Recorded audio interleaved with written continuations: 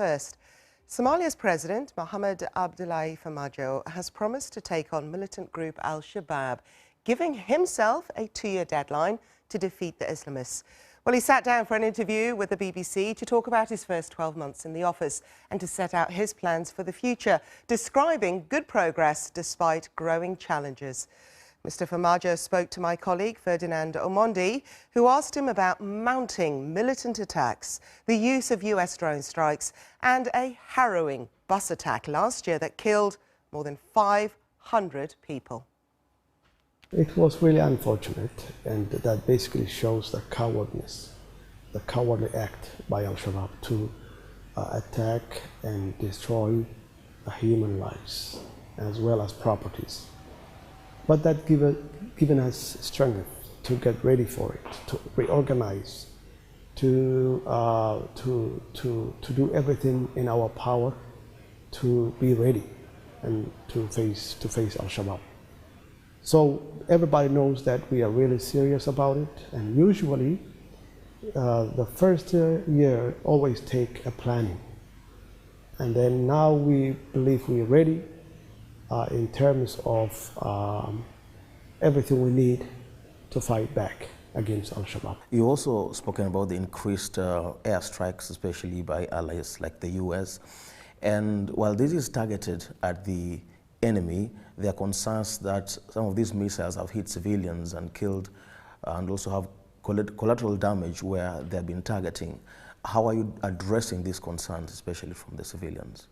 Well, I believe that we're fighting with an enemy that is not fighting in a conventional way. They basically doing guerrilla warfare, and they basically hide sometimes in the population areas. I know that for sure that the United States is doing everything its power to make sure that the civilians will not be targeted and harmed. And I believe they succeeded.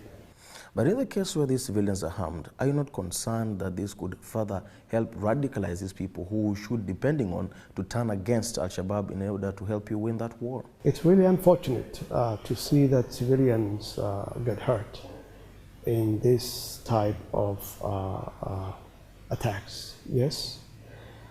But also, I know that for sure, they're doing everything in their power to avoid harming the civilians. There are thousands of United African Union forces here helping you, keeping the country secure.